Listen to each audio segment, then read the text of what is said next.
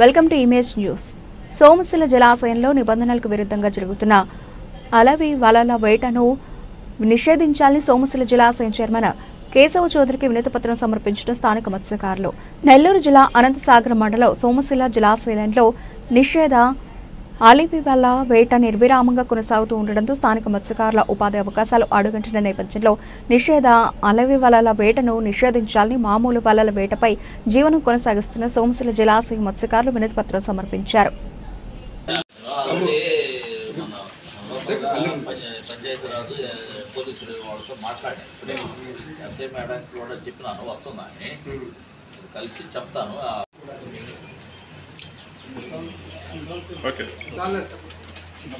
చెప్పి ఎవరైతే వాళ్ళు ఈ విధంగా రూల్స్ వ్యతిరేకంగా మనం ఉండేటువంటి దాంట్లో ఏం చేయాలో ఏం చేయకూడదు ఉంటుంది.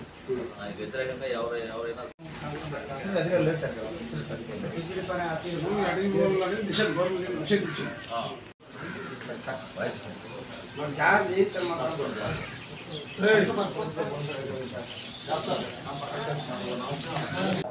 సోమశిల ప్రాజెక్టులో ఉన్నటువంటి మత్స్యకార కుటుంబాలకు సంబంధించినటువంటి వారంతా వచ్చి ఈరోజు ఇక్కడ నన్ను కలిసి గతంలో గౌరవనీయులైన కలెక్టర్ గారికి కూడా ఈ అలివిలి వరల గురించి నిషేధించాలని చెప్పి ఆ కలెక్టర్ గారికి మన విన్నపాలు సమర్పించున్నాము.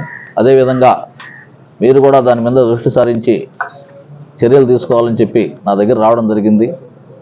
నేను వాళ్ళకి ఒకటే హామీ ఇస్తున్నాను.